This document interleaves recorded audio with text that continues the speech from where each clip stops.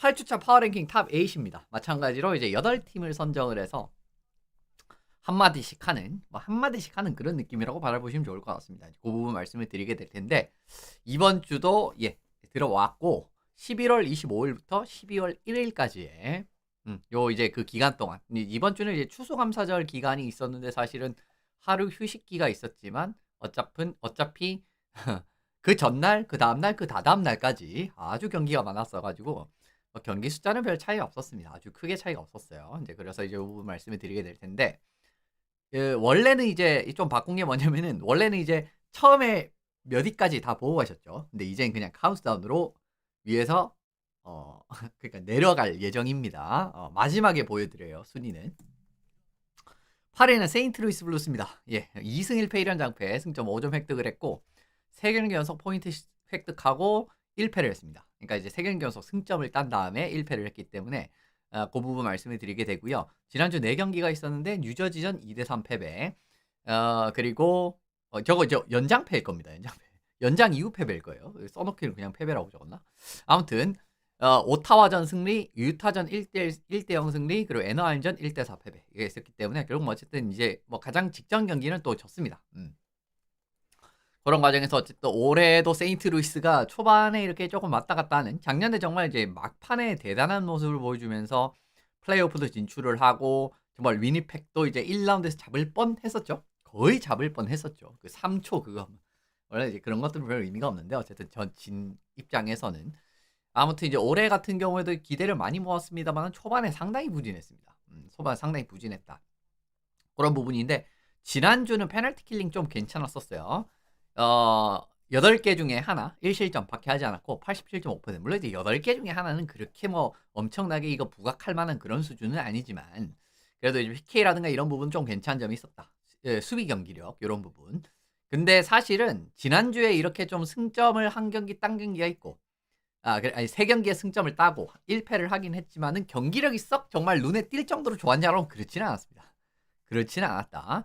그 과정에서 그래도 괜찮았던 건 좀 PK적인 부분이다라고 말씀을 드리는데 어쨌든 올해 참 힘들게 가는 이유가 뭐냐면요. 세인트루이스가 좀 시원하게 이기는 게임이 없어요. 11월 경기에서 한 점 차 승부 경기가 13경기나 있었습니다. 15경기 중에 13경기였어요. 그러니까 이제 한 점 차 승부라고 하면 이제 한 골 차 게임이 아니라 그러니까 이제 그 한 골 차로 끝난 경기입니다. 그래서 이제 정의가 조금 달라요. 한 골차 경기라고 하면은 그냥 이제 정말 한 점 차로 끝난 경기고요. 근데 이제 예를 들면 연장에서 슛아웃에서 패배라든가 그다음에 연장 패배라든가 이런 것들, 연장 패는 거기 들어가겠구나. 어쨌든 이제 그런 것들은 좀 다르잖아요, 그죠?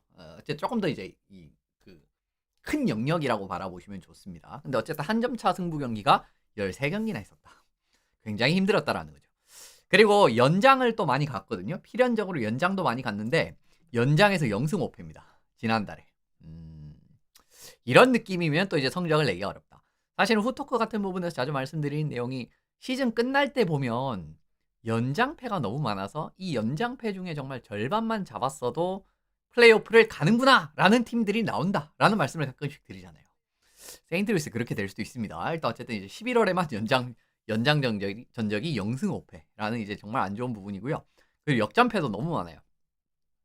리그에서 역전패가 가장 많습니다. 이건 시즌 전체예요. 아까는 11월까지였고. 그런 그림이기 때문에 세인트루이스가 역전패를 10번이나 당했습니다. 리그에서 가장 많이 당했습니다. 그리고 이제 유타랑 시카고가 8번을 당했는데 이런 과정을 보시더라도 어쨌든 전반적으로 수비 경기력, 실점 관리 능력, 이제 이런 부분이라든가 그리고 이제 경기를 너무 어렵게 끌고 가는 경향성이 있다.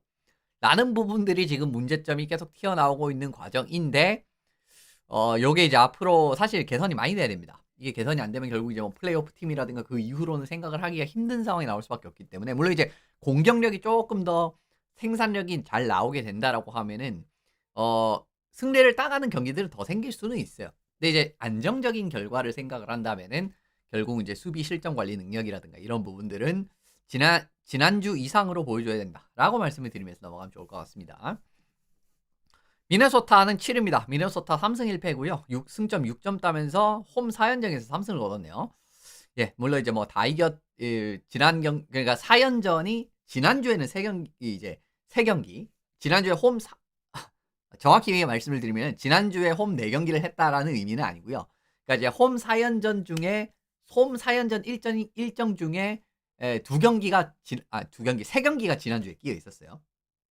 그래서 이제 지난주 성적이 아니라 그 전주에 1승이 있었고, 그리고 이제 지난주에 보시면 이제 26일 날 시카고 상대로 승리, 그리고 콜로라도 상대로 승리, 이러면서 3연승이 됐다라는 이야기입니다.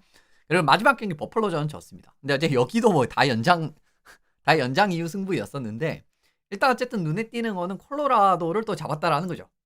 10연승이었나요? 이 당시 이제 콜로라도가 계속 연승 가도를 달리고 있는 과정에서 어쨌든 콜로라도를 상대로 슈트아웃 승리를 거두는 데 성공을 했고요. 뭐 시카고 상대로 연장승, 그리고 버펄로 상대로 뭐 슈트아웃 패니까. 근데 뭐 저도 사실은 슈트아웃 패면은, 물론 이게 너무 많으면 아까도 안 좋다라는 말씀을 드렸지만, 그래도 정규 패보다는 훨씬 낫지 않습니까? 승점 1점 따가니까 그 부분 말씀을 드리고, 지난주도 이어집니다. 골문의 안정화. 역시나 이제 이 전체적으로는 그렇게 엄청나게 눈에 띄는 건 없었어요. 미네소타도 지난주 경기력에서는 사실 이제 슈트아웃 3번 다 연장 이후 승부였다라는 거에서도 이걸 조금 이제 캐치를 하실 수가 있겠습니다만은, 어쨌든 지난주에도 골문 안정화가 대단했습니다. 사실 이제 올해 미네소타는 뭐 이것도 이제 지난주인가 예전에 한번 드렸던 말씀이랑 거의 비슷한 느낌인데, 뭐 이번 주도 비슷하게 나왔기 때문에 똑같이 하면 뭐다 말씀을 드립니다. 발스테트 선수 같은 경우에도 뭐 여전히 좋은 모습. 게다가 이제 구스타프손도 2경기 출장해서 뭐 버펄러전 지긴 했지만 전판적으로 따져봐도 2.37에 92.9면은 굉장히 준수한 성적이죠. 그러니까 사실은 이런 느낌에서 결국은 예전에도 말씀드렸던 게, 이게 1A, 1B라는 옵션을 가동한 팀들의 가장 바람직한 그림인 거거든요. 그러니까 구스타프손이 조금 정신을 못 차릴 때 발스테트가 뭐 확 나타나든, 아니면 이제 컨디션이 확 좋아지든, 이런 느낌에서 성적이 유지가 되고, 그 과정에서 이제 구스타프손이 조금 더 휴식이라든가 컨디션 조정할 여유가 생기고, 그 다음에 이제 구스타프손이 이제 경기력이 회복이 되는, 이제 이런 느낌이 사실은 1A, 1B를 쓰는 주된 이유이기도 한데 가장 이상적인 시나리오이기도 해요. 이제 그 시나리오가 지금 이제 미네소타에서 그대로 나오고 있다라고 이제 말씀을 드리면 좋을 것 같고요. 근데 여전히 슈팅 통제력은 별로입니다. 37%로 나와 있네. 이 퍼센티지가 아니죠. 경기당 슈팅 허용이니까. 경기당 37개의 슈팅을 허용했거든요. 물론 이제 콜로라도 같이 굉장히 이제 슈팅을 많이 때리는 팀이 포함이 돼 있기는 하지만, 그걸 고려해도 솔직히 말씀드리면 이거 골리한테 너무 부담이 가는 부분이고요. 그리고 SAT 전체 슈팅 시도랑 우리가 이제 한 시도랑 빼기 얻어맞은 거, 이제 그거 이제 결과가 마이너스가 나왔다는 말은 더 많이 허용을 했다라는 이야기죠. 이런 그림이기 때문에 전반적인 슈팅 통제력이 역시나 좀 좋지 않다라는 점은 골리한테 부담이 많이 가고, 부담이 계속 이렇게 많이 가는 상황에서도 지금처럼, 그러니까 이제 11월이라든가 이렇게 보여줬었던 것처럼 구스타프손도 그렇고 발스테드트가 계속 경기력이 유지가 될 수 있을지는 이거는 한번 지켜봐야 된다는 겁니다. 물론 이제 오늘 경기도 에드먼턴전 1대0 셧아웃 승리를 거두긴 했는데, 앞으로는 지켜봐야 돼요. 매 경기 이런 식이면 곤란하다라는 거고요. 그래도 역시나 여기도 마찬가지로 돋보이는 점은 페널티 킬링입니다. 6경기 연속 PK 무실점이고요. 경기당 쇼트핸디드도 뭐 그렇게 많이 당하는 건 아니죠. 2.67개. 뭐 리그에서 이제 상위 13, 이제 공동 13위에 해당하는 성적이었었는데, 근데 페널티 킬링은 100%였습니다. 뭐 한 골도 실점을 하지 않게 되면서, 뭐 콜로라도 같이 굉장히 타이트한 팀도 있었다라는 걸 생각을 하면 사실 이건 또 경쟁력으로 분류를 할 수 있는 부분이라고 보셔야겠죠. 그래서 어쨌든 올해도 한번 지켜보시면 좋을 것 같고, 어쨌든 지금 3파전 굉장히 인상적으로 흘러갑니다. 뒤에 말씀드리겠지만 센트럴 디비전에 탑3가 다 포함이 돼 있어요. 이번 탑 8에도. 이제 그 부분에서 이제 이번 주도 포함이 돼 있고요. 6위는 콜로라도입니다. 콜로라도가 또 잘했는데 왜 6위냐라고 하면은 결국 이제 경기 숫자를 좀 적었고, 어쨌든 연장 1패한 게 결국 이제 이 앞에 팀들보다 조금 안 좋았던 이유라고 말씀을 드리면 좋을 것 같아요. 승점은. 왜냐, 뒤에 팀들이 아마 다 승점 6점씩은 이상씩은 먹은 팀이었을 가능성이 높습니다. 일단 연승이 스탑이 됐고, 그래도 연승 스탑된 이후에 바로 이제 몬트리올 상대로 7대2 대승 이렇게 거뒀기 때문에 뭐 바로 바운스백을 했고요. 사실 이런 것들이 또 좋은 팀들의 핵심적인 부분 중에 하나죠. 막 한번 이제 뭔가 이렇게 흐름이 끊길 만한 그런 상황에서도 바로 이제 바운스백이 빠르게 되는, 이제 이런 그림들이 어떻게 보면 콜로라도 같이, 뭐 비단 콜로라도뿐만 아니라 스포츠계 강팀들의 좀 특징이라고 할 수가 있는데, 올해 콜로라도는 그런 모습도 좀 보여주고 있고, 지난주에 이제 세나제이전 6대0 승리, 그 다음 미네소타전은 어쨌든 연승이 끊기는 부분이었는데, 몬트리올전 또 7대2로 승리를 하면서 최근 올 시즌 좀 돌풍까지는 아니지만 상당히 또 이제 이 중위권 이상을 넘보고 있는, 플레이오프권까지 넘보고 있는 세너제이 샤크스 6대 0으로 잡은 거. 그리고 이제 지난 시즌 몬트리올이 올해 좀 샤크스의 포지션과 살짝 겹치는 측면이 있죠. 근데 어쨌든 7대 2로 잡았다라는 이런 부분들 뭐 상당히 이제 인상적이었다고 말씀을 드립니다. 이게 큽니다. 란데스코가 살아났어요. 지난주에 3경기에서 3골 리어스트 5포인트, 슈팅 성공률 23.1%가 나오게 되면서 란데스코그가 드디어 좀 뭔가 감을 회복을 하는 모습이 좀 잡혔다라는 거, 이거 굉장히 콜로라도 입장에서 긍정적입니다. 사실은 올해 콜로라도는 좀 1라인이 정말 대단한 성과를 내고 있는 부분도 맞거든요. 뭐 실제로 이제 5대5 상황에서 슈팅 마진을 비교를 해본다라든가 이런 걸 생각을 하면은 1대1이 정말 1라인이 정말 초월적으로 좋은 수치를 보여주고 있어요. 그런 과정에서 물론 다른 라인도 이제 못하고 있다라는 건 아니지만 뭐 4라인도 이제 올해 같은 경우에는 좀 확실하게 성과를 내는 그림들이 많이 나오고 있고 2, 3라인 같은 경우에도 뭐 넬슨이라든가 뭐 이런 좋은 선수들이 많지 않습니까? 근데 그런 과정에서 어떻게 보면 조금 더 핵심적인 역할을 해주는 선수들이에요. 왜냐면 란데스코그도 구단의 확실한 슈퍼스타 플레이 중에 한 명이지 않습니까? 이제 그런 이제 느낌을 해줘야 되고 실제로 이제 이 애널리스트 분들은 그런 말씀을 주시는 분들이 계시더라고요. 란데스코그가 성적이 그렇게 좋지는 않지만 물론 지난주는 좋았습니다. 근데 이제 시즌 전체를 말하는 거죠. 제가 말씀드리는 거는.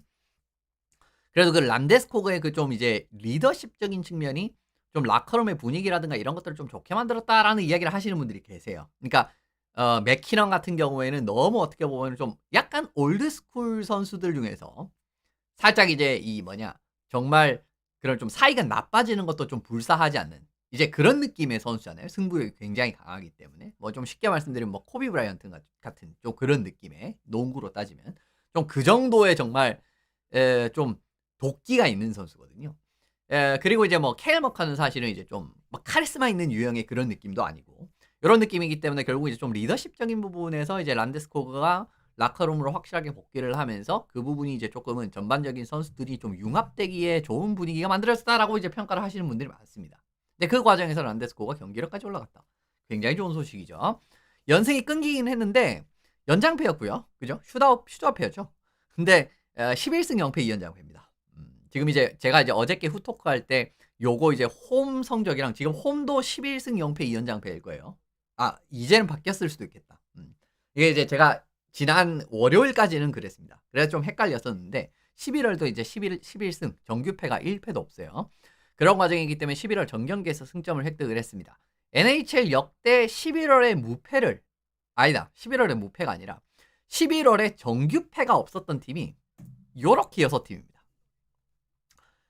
5960 몬트리올, 7980 필라델피아. 뭐 전적까지는 말씀드리지 않을게요. 9899 피닉스, 0304 필라델피아, 1112 보스턴, 2516 콜로라도입니다. 근데 이제 위에는 왜 이거 4개입니까? 라고 이제 말씀을 하실 수가 있는데 맨 앞이 정규승, 그 다음이 정규패, 그 다음이 그겁니다. 무승부입니다. 요때는 이제 무승부가 있었죠. 그리고 이제 마지막이 연장패입니다. 옛날에는 이렇게 기록을 했었어요. 지금 무승부가 없어졌기 때문에 저 세 번째가 이제 연장패로 바뀌었는데 이제 그렇게 이제 말씀을 드리고요. 어쨌든 이렇게 6팀이 있었다는 거고 요 6팀들의 플레이오프 성적은 다음과 같습니다.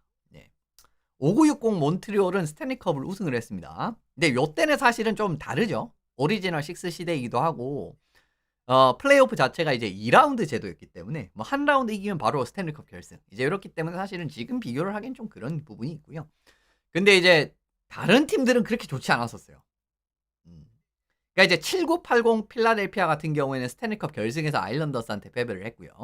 그 다음에 이제 9899 피닉스는 1라운드 컨퍼런스 쿼터 파이널이죠. 옛날에는 컨퍼런스 쿼터 파이널 이렇게 불렀습니다. 컨퍼런스 쿼터 파이널, 컨퍼런스 세미 파이널, 컨퍼런스 파이널 이렇게 붙었고 그 다음에 이제 스탠리컵 파이널 이런 식으로 갔었죠. 근데 이제 컨퍼런스 쿼터 파이널이라고 하면 1라운드입니다. 그죠? 이제 9899 피닉스도 그렇고 1112 보스턴도 그렇고 1라운드 탈락을 했어요. 좋지 않은 소식이죠. 뭐 하지만 이제 반면에 이제 필라델피아 7980 필라델피아, 0304 필라델피아는 각각 스탠리컵 그리고 이제 동부 결승까지는 갔으니까 그렇습니다. 이제 뭐 조금은 이렇게 이제 좀 뭔가 분위기에 좀 갈릴 수 있는데 결론은 큰 의미는 없다. 아직까지는. 그죠? 뭐 11월 성적이 정말 확실한 성공을 보장을 하는 것도 아니고요. 그리고 이제 11월에 정말 인상적인 이 성적을 남긴 건 대단한 일이지만 이걸 또 너무 과대할 평가할 필요는 없다라는 부분에서 말씀을 드리고 싶었던 겁니다. 결국 이제 4월 들어갔을 때의 플레이오프 경기는 완전히 다른 경기라고 보셔도 뭐 사실은 크게 틀린 이야기가 아니기 때문에 그 부분 말씀을 드리게 되는 부분이네요.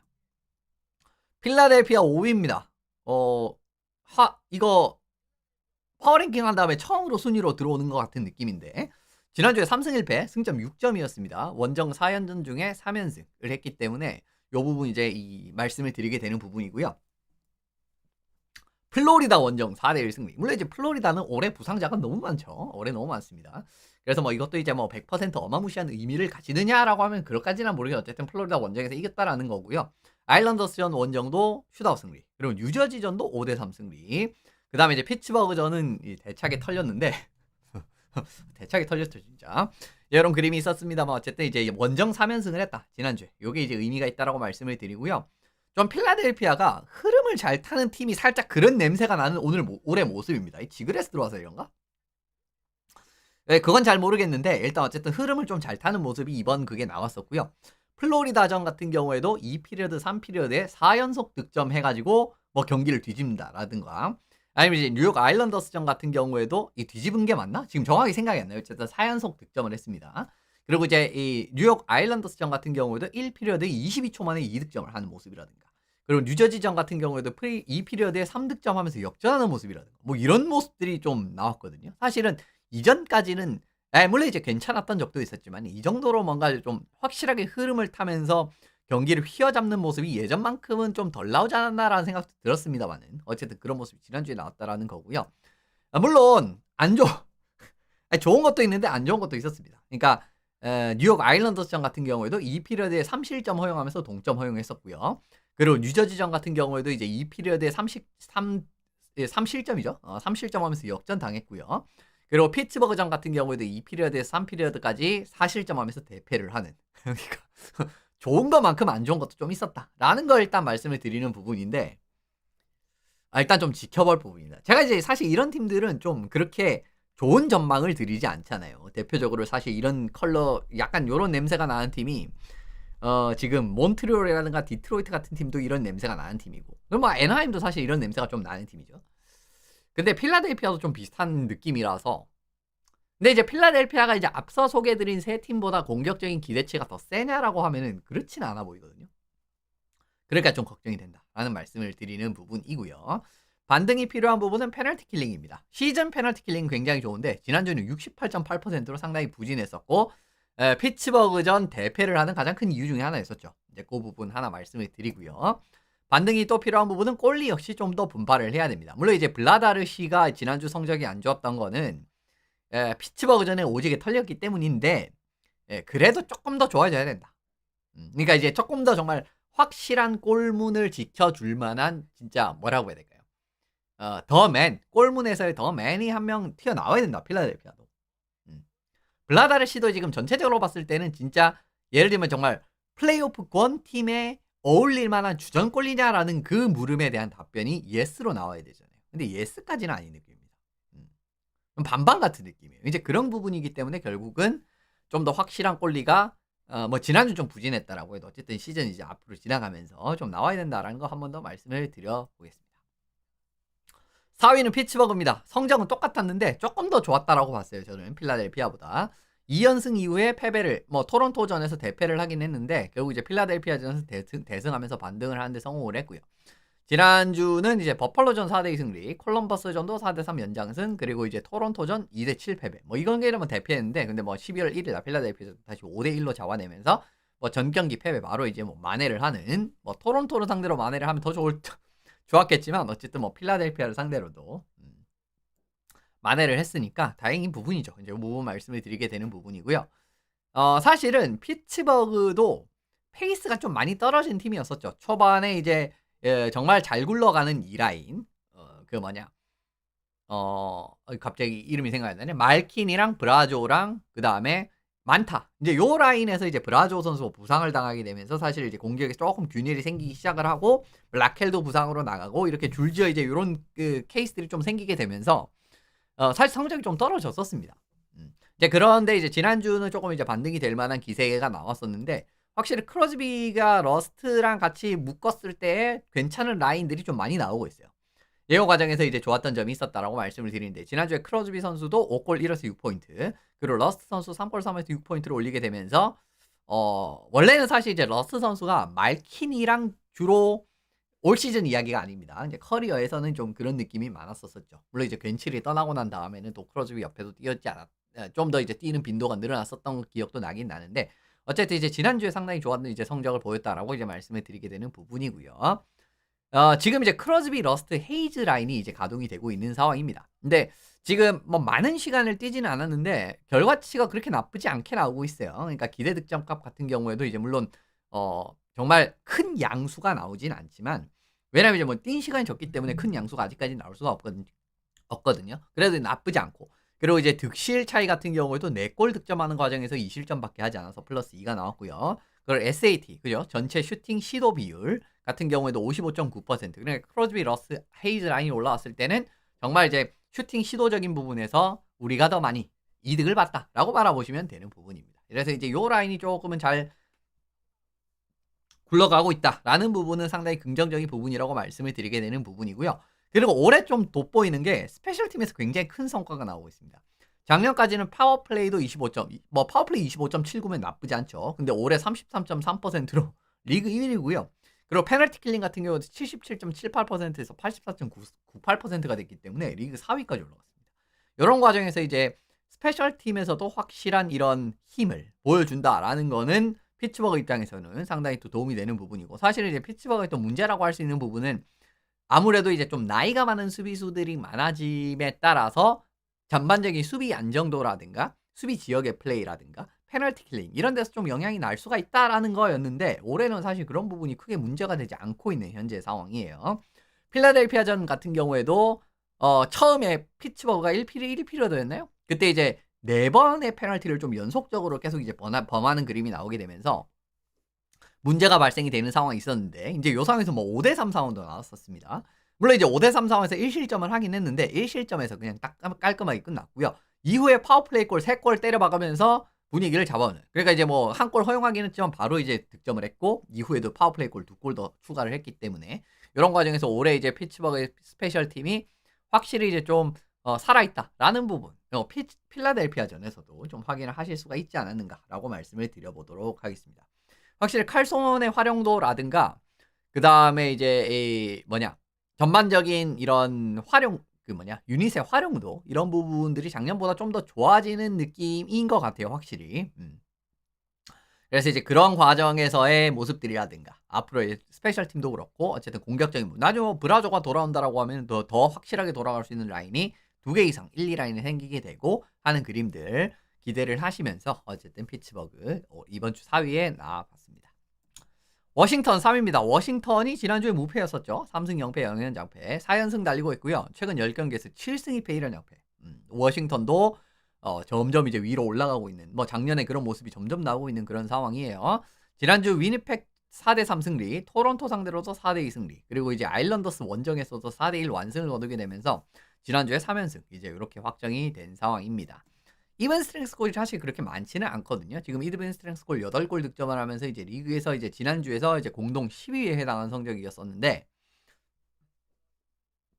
역시나 이 팀은 엄청나게 많은 득점을 하지 않아도 로건 톰슨이 있는 한 이 실점 관리가 상당히 잘 될 수밖에 없는 이제 팀의 성적을 보여주고 있는 그림이기 때문에 지금 이제 캐나다 국대 승선 오늘 이제 워싱턴은 캐나다 국대 승선이라는 그 이야기를 좀 많이 들어가지 않을까 싶어요. 그러니까 로건 톰슨이 지금 이제 지난주에도 상당히 좋은 성적이 나왔다라고 말씀을 드리게 되는 부분이고 5대5 상황 세이브 성공률 같은 경우에도 지금 보시면은 93.7% 리그 전체 2위고요. 그리고 이제 접전 상황 이제 세이브 성공률 같은 경우에는 접전 상황이라는 거는 1피리어드, 2피리어드는 동점 상황, 그리고 3피리어드에는 한 골차 상황에서의 세이브 성공률을 의미를 합니다. 5대5 상황에서.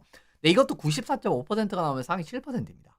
그러니까 5대5 상황에서 이렇게 확실한 경기라. 물론 이거는 이제 모두 실제로 이제 이 아일랜더스전 같은 경우에도 정말 슈퍼 세이브 이런 거 많이 하면서 분위기 넘어갈 만한 거 많이 이제 막아주는 그림은 있었지만은 물론 이건 전부 이제 로건 탐슨의 공은 아니죠. 이제 팀의 수비적인 부분이라든가 이런 부분도 공은 있지만 어쨌든 톰슨도 결과를 이렇게 확실하게 만들어주고 있기 때문에 그렇게 많은 골을 득점하지 않더라고 해도 성과를 보는 그림이 나올 수 있다라는 부분을 말씀을 드리고 싶은 거고요. 그 녀석이 다시 경기력이 올라왔습니다. 올해 그 녀석 톰 윌슨이죠. 윌슨 선수가 이제 지난주도 이제 6포인트 3골 3어시스트를 올렸었고요. 그리고 이제 전체 시즌을 바라보시더라도 26경기에서 15골 14어시스트 29포인트입니다.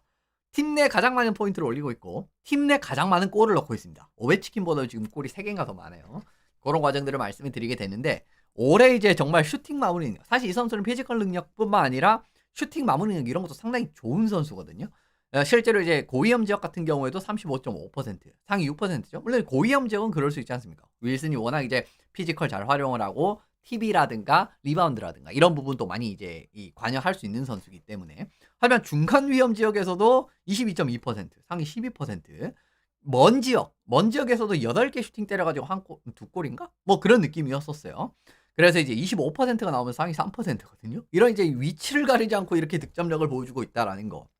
이거 캐나다 살짝 솔직히 조금 고민해 볼 만합니다. 이 정도의 활약이라고 하면.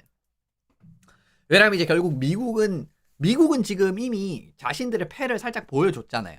우리는 이제 좀 작으면서 사이즈가 작은데 이렇게 이제 좀 공격적으로만 기여가 되는 선수들을 뽑지 않겠다라고 공언을 했죠, 얼마 전에. 그죠? 그러니까 더브린캣이라든가 결국 코필드라든가 로버트슨 이런 선수들한테 이야기를 한 거 아니에요. 그러니까 이제 그냥 숫자로만 보면은 당연히 뽑혀야 되지만 그러지는 않을 것이다라는 이야기였죠. 그렇다라고 하면은 결국 이제 어느 정도는 피지컬 플레이라든가 이런 부분을 당연히 실제로 커척 형제라든가 이런 선수들이 이미 부담이 되는 선수들이 많고 한 상황이기 때문에 생각을 해볼 필요는 있거든요. 여기에 대한 조금 더 효율적인 대응 카드. 그죠? 그러니까 물론 뭐 베닛이라든가 서렐리라든가 뭐 이런 선수들이 있기는 하지만 뭐 말샹도 뽑힐 수도 있고 근데 피지컬이 그렇게 좋은 선수는 아니잖아요. 근데 톰 윌슨은 그 부분까지 충족해줄 수 있는 선수입니다. 그리고 결과까지 이렇게 나오잖아요. 그러면 사실 고려해볼 만해요. 그래서 일단은 그 부분 한번 생각을 해볼 수 있다라고 생각이 들고요. 어쨌든 올해 이제 정말 캐나다 국가대표팀을 향해서 톰슨이랑 윌슨 굉장히 이제 큰 무력 시위를 하고 있다라고 이제 제가 가끔씩 표현을 드리는데 자주 표현 드리는 것 같기도 하다. 어쨌든 그 부분에서 팀에 승선할 수 있을지 한번 지켜보시면 좋을 것 같아요.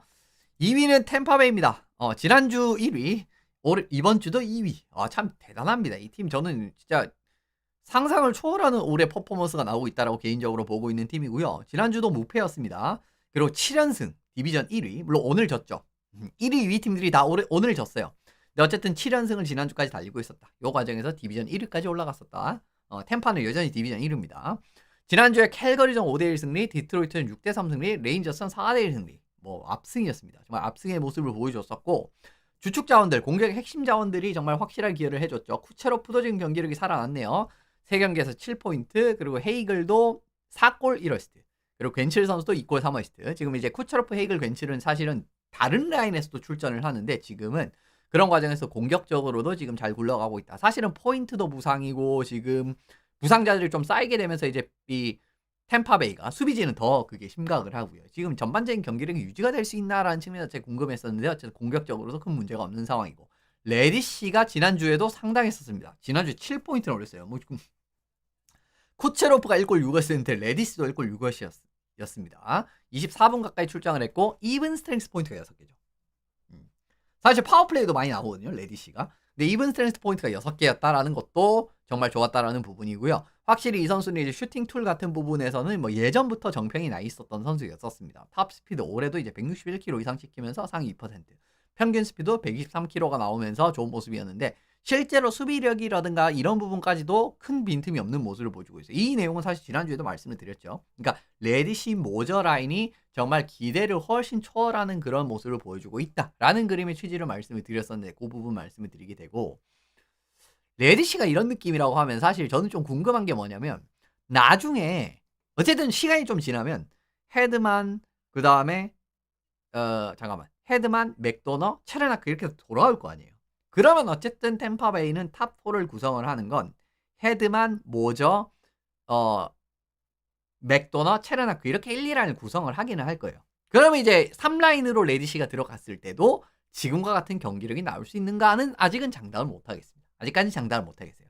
하지만 그런 느낌이 된다라고 하면은 정말 3라인까지도 탄탄해지는 그런 템파베이의 수비력을 또 기대하실 수 있지 않나라고 생각이 들고요. 지난주도 골텐딩 퍼포먼스는 상당히 좋았습니다. 바실렙스키도 역시나 이제 명성에 걸맞는 2실점 94.2%, 그리고 요한손까지 지난주에는 1실점 92.3% 좋은 모습이 나오고 있으니까 전반적으로 이렇게 템파베이의 경기력, 이렇게까지 부상이 많은 상황에서도 계속 성적이 떨어지지 않는다라는 부분은 참 대단한 것 같아요. 여러모로 이제 그 과정을 살펴보시면서 다음 팀으로 넘어가면 좋을 것 같습니다. 마지막으로 댈러스입니다. 1위. 또 댈러스가 올라왔네요. 지지난주 1위였었죠. 4승 무패였었고 승점 8점 획득을 하면서 4연승, 그리고 6경기 연속 승점 기록을 하는 그런 그림이 있었네요. 지난주 에드먼턴전 8대3 승리, 시애틀전 3대2 승리, 유타전 4대3 승리, 오타와전도 6대1 승리를 거두게 되면서 상당히 인상적인 경기력이었습니다. 정말 더 좋은 게 뭐냐고 하면은 댈러스 에드먼턴전에 란타넨 선수가 징계로 결장을 한 경기였었죠. 하지만 8대3 승리였었고요. 그리고 이제 수비적인 경기력이 올해 상당히 탄탄한 오타와전을 상대로도 6대1로 쳐부수는 모습이 나왔기 때문에 이거는 굉장히 지금 댈러스가 이제 상당히 쉽지 않은 팀이다 라는 부분을 확인하실 수가 있습니다. 1차적인 팀 기록에 보시더라도 압도적이죠. 경기당 5득점 이상, 물론 지난주 3경기 4경기 기록이니까 뭐 이럴 수는 있습니다. 이제 2.25 실점, 파워플레이 50%에 페널티 킬링 100%입니다. 빈틈이 하나도 없죠. 이런 과정을 확인하실 수가 있는데, 예를 들면은 뭐 콜로라도 같은 경우에는 좀 결과가 정직하지 않습니까? 나쁘다라는 게 아닙니다. 결과가 정직하다라는 이야기는. 그러니까 슈팅 시도가 진짜 많으니까 그 과정에서 어떻게 보면 결과까지도 좀 잘 나오는 그런 느낌이었잖아요. 근데 댈러스는 지난주에 전체 슈팅 시도, 경기 슈팅 시도가 26.3개밖에 안 됐거든요. 그럼에도 불구하고 5.25득점이 나왔다라는 겁니다. 이거 사실은 또 이제 또 좀 인상적인 부분이고, 뭐 슈팅은 24.8개면 통제력이 상당히 좋았다라고 말씀을 드릴 수 있는 부분이라고 생각을 드리고요. 5대5 상황에서의 득실점 순위. 사실 예전에 제가 댈러스를 하면서 파워플레이에서 정말 까다로운 느낌이 되고 있다, 경기력이 상당히 어렵다, 이런 느낌을 많이 말씀을 드렸지 않습니까? 그죠? 잘 되고 있다라는 느낌의 원동력이었다, 이런 말씀을 드렸는데, 이븐 스트렝스까지도 상당한 모습입니다. 지난주 이븐 스트렝스 5대5 상황골, 정확히 이븐 스트렝스는 사실은 모든 동수 상황을 종합하는 부분이기 때문에 정확히 말씀드리면 5대5 상황에서의 골이 지난주에 14골로 가장 많았습니다.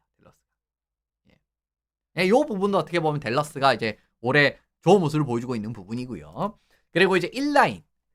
지금 이제 라인이 사실 조금씩 바뀌고 있거든요. 댈러스 이제 뭐 징계로 결정한 선수 생기고 여전히 부상자도 있는 상황이고 이런 상황이기 때문에 조금씩 자주 바뀌기는 하는데, 로버트슨, 힌츠, 세긴이 일단 부상이 없다라고 하면 이 라인을 좀 주로 돌리는 편입니다. 실제로 이제 시간도 제일 많았던 것 같아요. 근데 결과가 압도적으로 나오고 있습니다. 기대 득점 값 같은 경우에는 그렇게 큰 차이가 안 나는데 실제로 득실이 11대2예요.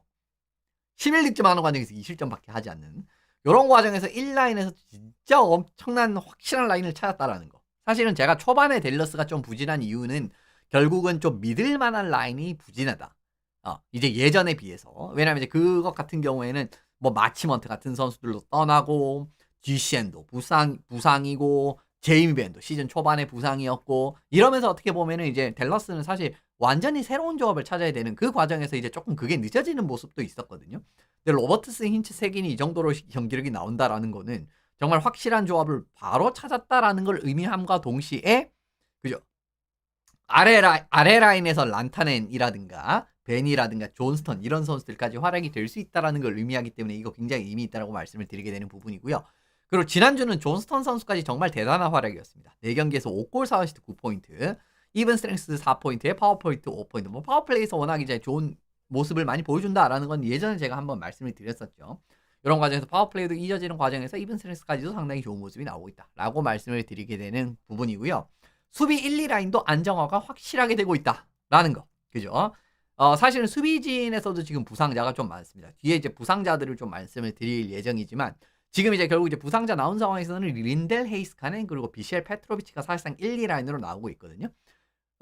근데 이제 뭐 린델 헤이스카넨 뭐 두말할 필요가 없이 그냥 결과적으로 딱 좋게 나오지만, 비셸 페트로비치는 이게 좋은 건가라고 생각하실 수가 있잖아요. 근데 이것도 의미가 있다라는 부분이 뭐냐면, 물론 뭐 SAT 퍼센티지 같이 포지션 스탯이라든가 이런 건 별로 좋지가 않고, 실제로 뭐 기대 실점 이런 거는 많이 얻어맞을 수밖에 없습니다. 뭐 그만큼 이제 슛을 많이 얻어맞았으니까 기대 실점 값도 당연히 올라가는 거잖아요. 그런 와중에 실제 골 득실은 오히려 플러스였죠. 이것도 사실은 꽤 의미가 있는 거거든요.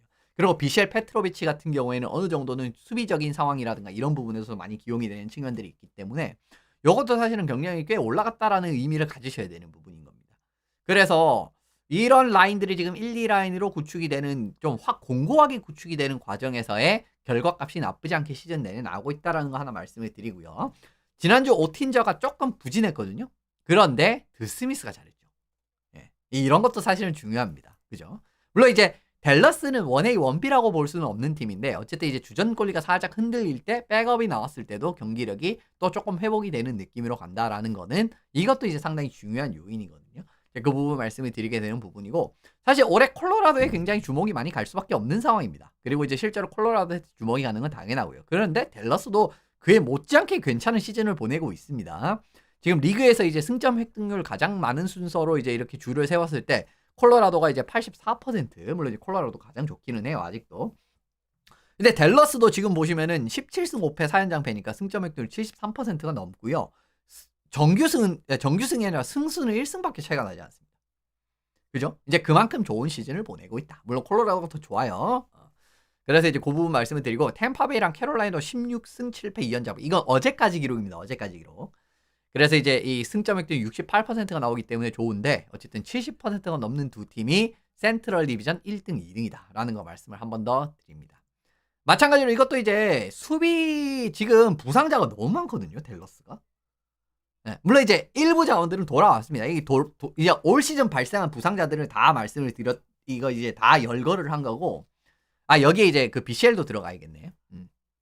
어쨌든 그 말씀을 드리는데 어쨌든 벤, BCL BCL 들어가 있네. 죄송합니다. 벤, BCL, DCN, 어니, 힌츠, 헐리, 류브시킨, 룬드크비스트 다 올해 부상으로 꽤 많은 경기를 결장을 했었던 선수들도 있고요. 지금도 결장을 하고 있는 DCN이라든가 그죠? 룬드크비스트라든가 헐리 이런 선수들이 있죠.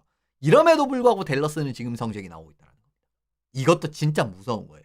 그러니까 어떻게 보면 이제 이 선수들이 다 복귀를 했을 때는 얼마나 더 빡센 팀이 될 것인가.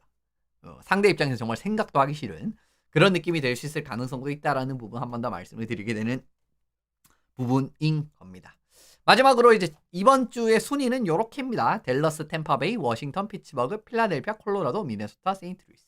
콜로라도 이제 순전히 경기 숫자가 좀 적었기 때문에 6위라고 보시면 좋을 것 같고요. 물론 이제 1승만 더 있었다라고 해도 아마 2위나 3위가 됐을 가능성이 더 높습니다. 어쨌든 그런 과정을 말씀을 드리게 되는데 매주 이런 식으로 좀 살펴보게 되면서 과연 이제 또 어떤 팀이 다음 주에는 올라올 것인가 아니면 또 어떤 팀이 계속 이제 유지가 되면서 좋은 모습들이 다음 주도 반복이 될 것인가 이런 모습들이 좀 이런 재미도 확인을 하시면서 다음 주까지 또 새로운 내용을 준비해 보도록 하겠습니다. 어쨌든 오늘은 여기서 마무리를 지어보도록 할게요.